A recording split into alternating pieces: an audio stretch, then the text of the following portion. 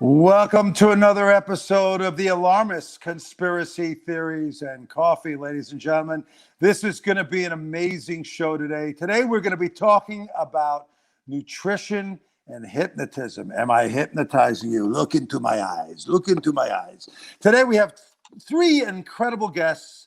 We have Jeffrey Rose, who's a clinical hypnotist and nutritionist and an expert in both areas. And we have the co-founders of a wonderful new tea called Down to Earth, and Lorena and Jonathan Patricazzi and Jeffrey Rose. Lorena is a naturopathic doctor as well. She's studying to become that, and it is going to be a very interesting discussion about the foods we eat, the things we see, and how they affect our everyday life. Let me introduce everybody. Jeffrey Rose, Lorena, and Jonathan Patricazzi. Welcome to the Alarmists. Hello there. Hey guys, thanks for having us. This is a very important discussion we're going to have because in a pandemic, we have to really focus on what's best for our health. And since everything has to do about health these days, I think it's a very appropriate subject matter to discuss. Every single day, you turn on your television set, you see advertising for food, and we don't really realize it, but sometimes I know that I'll watch an advertisement for food and suddenly I'm getting up off the couch and I'm running to the refrigerator. And it's a real form of subliminal advertising. And what I want you to, before we get into that whole subject, I want you to tell us a little bit about yourselves and about what you bring to the table when it comes to nutrition and how you see the world, in terms of what you're doing. Let's start with age before beauty. Jeffrey? Okay, so I'm a clinical hypnotist. I'm a nutritionist. I'm also an addiction recovery coach. I'm a wellness lecturer. I was the former staff writer for a magazine called Recover for recovering alcoholics. I've hosted a show called Holistic Healing, where I interview great naturopathic medicine doctors, integrative healthcare doctors like Dr. Mark Hyman and David Perlmutter. Also the founder of the Rockland County chapter of Start School Later, advocating for high schools to start later in the morning so our kids could show up with strong immune systems and sharp and focused.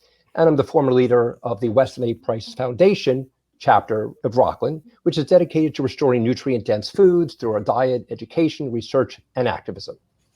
Oh, and recently, I created the online health food store called Nutrition and Healthy Lifestyles. We're going to get into that a little bit as we get into the show, because I think people need to know about where to go to find great foods. And now, Jonathan and Lorena, why don't ladies first, Johnny? Why don't we have both of you tell us a little bit about what you're doing and about Down to Earth? Sure. Yeah. So I'm Lorena, and I studied nutrition and dietetics at New York University. And then I later transitioned to naturopathic medical school. I'm currently in my fourth year. And so I've always been really fascinated with nutrition growing up. Like my brother, we were both athletes, so we were really interested in nutrition. But obviously, as a female, the diet culture got the best of me, and I've been victim to yo-yo dieting. And I see that as a huge struggle that many people deal with right now, with such a $1 billion industry, and we're still considered the fattest nation in the world. So I find that a huge connection between the two. And I'm really interested in helping patients navigate their nutrition to achieve optimal health. Now, it's wonderful that the two of you, as brother and sister, can also be co-founders. Johnny's the founder and you're the co-founder of a great new tea called Down to Earth. And I want to tell the viewers how this all happened and what made you want to get into this. That's a big ambition, to be able to launch a food product and then to have a pandemic on top of that. Definitely, yes. So we launched Down to Earth about 1.5 years ago.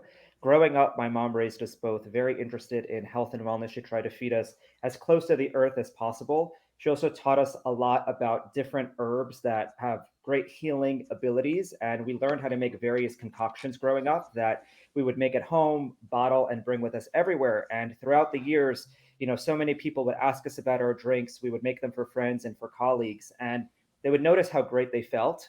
They were also always amazed when we would tell them about the benefits of the different ingredients we used. And they're like, how did we not hear about something that's so natural and relatively accessible that has such a profound, potential health impact? And so I personally was always really frustrated when I'd go into grocery stores and I'd see the things that people are buying A lot of times not even realizing that the things that they're consuming are so, potentially dangerous to their health. And so I was really motivated to create an accessible bottled tea that's as clean and natural as possible, that has no sugar, no chemicals, no colorings, and that consumers could really trust and enjoy taste-wise, so that it makes it a really easy and clean option that allows them to better their health. Do you have a bottle with you?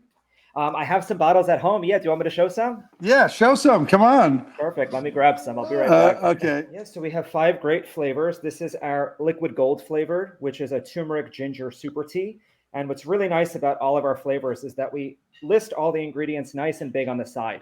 So it makes it very transparent for the consumer. This is exactly what's in it. There's nothing else added. Right. So it's a very easy read, straight to the point, very clean. We also have a flavor with chaga mushroom, which is a very powerful antioxidant. Another big goal of ours is to introduce superfoods that might initially intimidate consumers, but in a really easy and accessible way. So, a lot of people, when they hear mushroom, they don't necessarily think of a delicious drink, but this actually tastes like an apple cinnamon tea or an apple pie, but you're getting that added benefit of such a, healthy medicinal mushroom, which is really cool. Shrooms. Yes.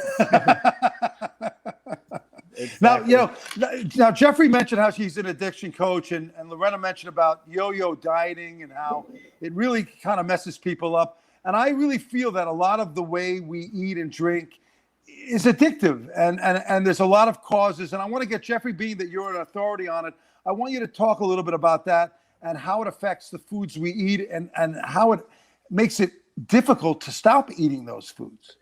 Well, first I want to talk about the mass hypnosis. You talked about all the commercials for food, but it's commercials for food products.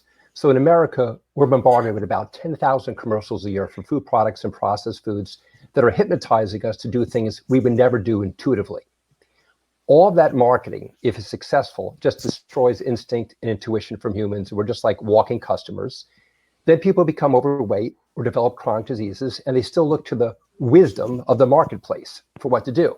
And then you have the diet industry in terms like low cal, low carb, low fat, diet this, which are just silly marketing messages sucking people into be customers again. And we have a pharmaceutical industry looking for more and more customers. Now, there's not much we could do about this in our lifetimes when we're working with individuals one-on-one, to empower them to make changes, to stay free of that junk and to boost their self-care and eat healthfully. But we all, as activists, could also do whatever we can too to make it difficult, whether it's getting, the soda out of the schools, whether it's lobbying to get the sugar and the processed sugar or sugar alternatives out of the products. But once we're starting to eat this sugar, we get addicted to it. It's just as powerful as addiction as cocaine and heroin. Sugar is a horrible thing. I haven't eaten sugar since I was 16 years old. And, I'm not doing it because of a diet. It's just self-care. When it's interesting. It's interesting you're mentioning sugar. When my wife and I took our kids to St. Barth's, they were only about maybe 2 years old, 3 years old, and we went to buy them an ice cream cone, and the woman there wouldn't sell it to us.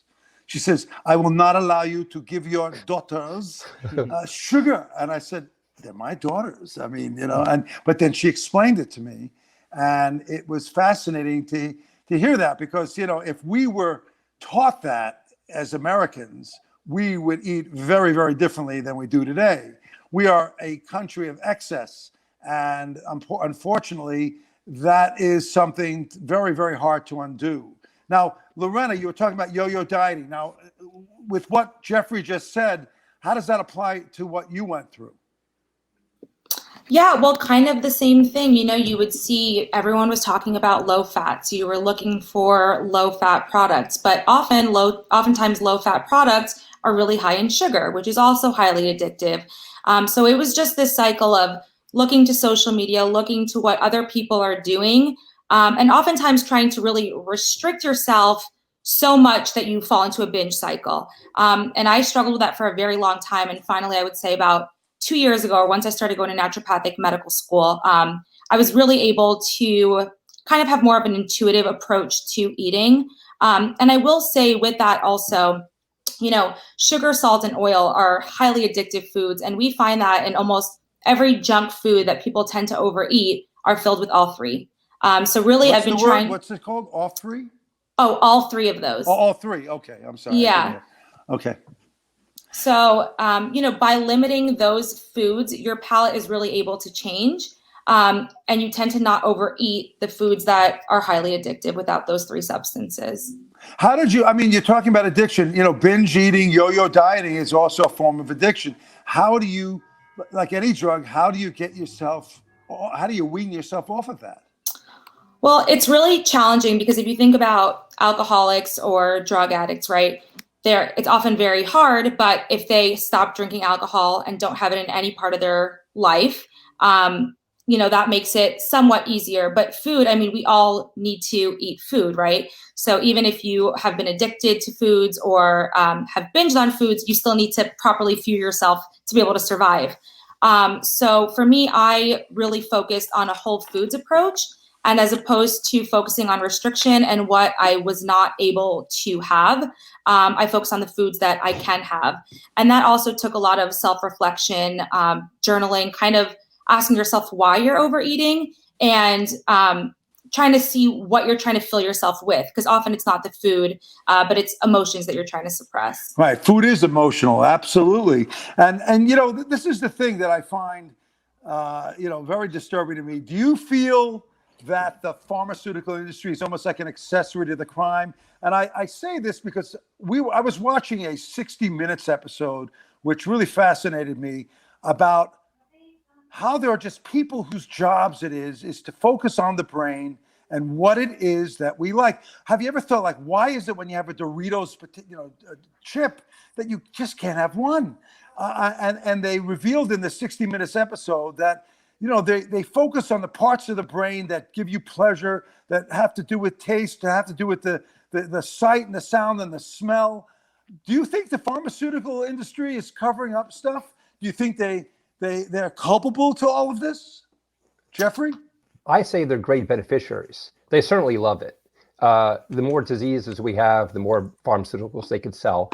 In fact, there's only 2 countries in the entire world where you're allowed to advertise pharmaceuticals directly to the public: New Zealand and the great old United States of America. So we're bombarded with these pill, commercials nonstop. So we think there's a solution in a pill. So if you're having anxiety, you take a pill. If you're having take an antacid if you're not digesting well. Take weight loss medications, and then we have surgery too.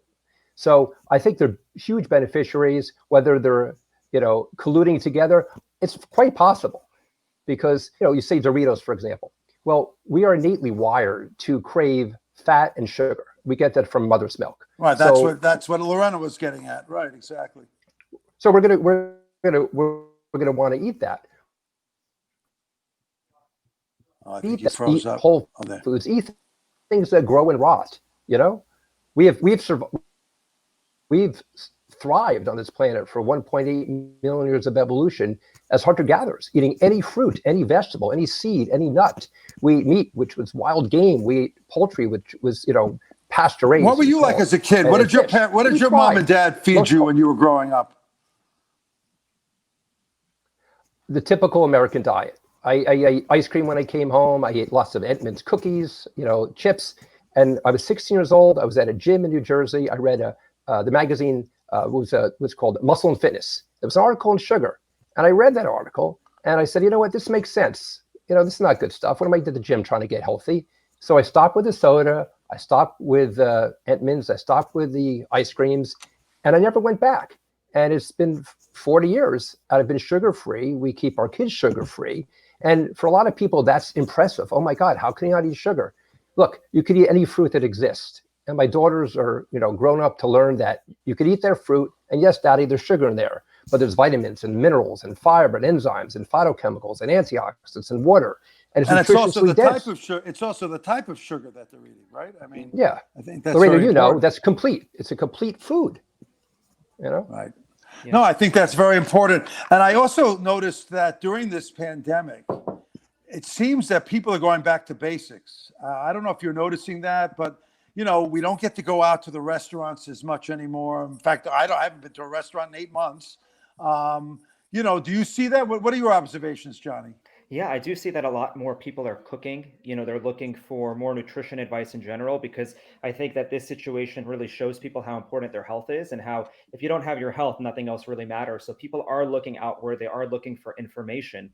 And they are looking to make positive lifestyle changes, especially because most people do have a little bit of extra time now to do research, to experiment with different things, and to see how they feel. So I do see a lot more people now are realizing that we need a lot less than we think we do. We could eat a lot simpler. We could eat at home more. We could cook, and we should have more control of what we're actually eating. So I do think, and I do hope that the one, silver lining and positive thing that does come out of all of this is that people do, stick to that commitment of taking better care of their health and eating closer to the earth, because that's ultimately the goal. Yeah, I mean, we have a problem with overproduced foods, We do. and which is a big, big problem. And things like caramel coloring, Yep. I mean, it's been now labeled by, this is the thing where I have a problem with the FDA. I mean, it's, it's been labeled a carcinogen, yet the FDA has not done anything to alert the public, to make them realize that it's a toxic thing that they're putting in their body. What's your opinion of the FDA? I would like to get your comments from all three of you about what needs to be done to make our, the food we eat to be a healthier and better experience. Yeah, well, that's, I think, one of the biggest issues. And that also goes back to, the conversation we had about pharmaceuticals. The FDA has very loose, regulations and guidelines when it comes to a lot of food additives. I know a lot of big brands that, you could find internationally, they have to produce their products differently in other countries because other countries ban a lot of the additives that are allowed in the United States. With caramel coloring, which is a huge issue, almost every bottled iced tea, a lot of packaged food products have this added caramel coloring as well, which is a carcinogen. And they've proven, the truly negative health implications that consuming this coloring has on the body, but yet it's still legal and it's still added to a lot of products. And on top of that, a lot of these products that do add it could still market themselves as being natural and as being healthy. And I've seen a lot of their commercials, and it's wild that they're able to still market themselves in this way while containing an ingredient that could really, negatively impact one's health. And some other issues are, citric acid, malic acid. A lot of these added acids come from mold. So you're consuming these beverages and these products, quite often, and you're really just, getting a large intake of mold and really harmful preservatives. So I think that looking at ingredients whenever you are buying something that's either in a bottle or packaged, and if there's something in there that, isn't as, direct and natural as one might think, do your research, Google it. There's a lot of information out there that is readily available for us if we actually take the time to look for it. And what about you, Lorena? What are you seeing? Yeah, well, for me, it's more so about education, right? Because in a sense, you have to follow the money, right? So it's much cheaper to add cheaper ingredients into products and make them, readily available for consumers. So I think really kind of to the point that Jeffrey was talking about earlier, but I think educating consumers, and if we're able to demand healthier products, the FDA will have no other option but to eliminate these products from these ingredients from a lot of their foods. But unfortunately, I think with the mismarketing right now, by saying things like natural, which really means nothing, consumers are left confused. Yeah, I mean, that's a great, I'm glad you mentioned the word natural. How does the FDA allow the misuse of organic and natural? Natural, what does natural mean? I mean, you want to believe that you're getting something wholesome, and it's sometimes quite the opposite. Jeffrey, I know we were talking about this off camera. Tell the audience what you know. Well, the word natural is just meaningless. It means absolutely nothing. You could put that in front of a chicken. And right, and it'll say that in a natural chicken, but what chicken's artificial chicken, So you talked about the FDA before. Well, we all know the business of America is business. So if you're the CEO and management of companies like Kraft and Nabisco and Nestle, your goal is to create shareholder value. You want to make profits, okay? So business counts first. So you're going to lobby the FDA to do whatever you possibly can to manipulate policy that would help advance selling your product or slow it down from hurting the sales of your product. So we need to take individual responsibility. We should all be looking at labels and just eat things that grow and rot, because you can't go wrong with that. And if you look at enough labels over time, you'll see. I was looking at the teas that you're selling. They're wonderful. I looked at the labels as you put it in front of me. There's no added sugar, nor should there be. We could enjoy the flavor of the herbs. We could enjoy the flavor of the water just as it is, and just the way nature created these herbs. No, that's a great point. And I think, the more we get into what's using the elements around us without having to supplement it with anything that we're weaned on when we're born, which is the problem. You know, if we were not put on that sugar diet in the very beginning, I think we would definitely eat very differently than we're eating now. Now, we've been talking about the criticisms and the flaws in the way our ecosystem here when it comes to food is involved. Give the viewer a place where they can go and buy this stuff. You know, right now, a lot of people can't leave their house. And if they are leaving their house, they're very reticent. They only know the basic supermarkets around them.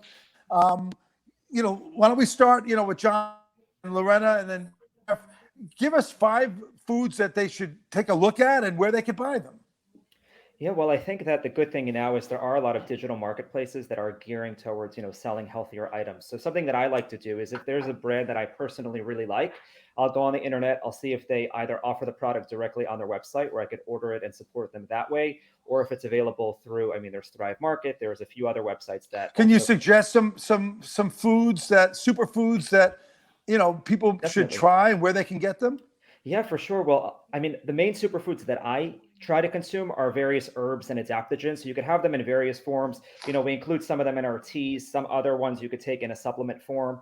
So things like chaga mushroom is great for building the immune system. It also has shown to have anti-cancer properties. I also really love ashwagandha, which is a really powerful Indian adaptogen. It's really good for stress, anxiety, managing cortisol. Now, look, the common person is going to hear you say whatever. I can't even pronounce it. Then they're going to go, I give up, you know? Yeah. I mean, is there a website that you can list or store that you can guide them to that they can order online? Yeah, well, we like to order a lot of our things on Natural Partners, which is a website that my sister actually showed me. And they have a wide range of supplements and various other nutritional items that we like to consume. Mm-hmm. So that's a place that we've been going to quite often over the past few months. And Lorena, what's your take on all this?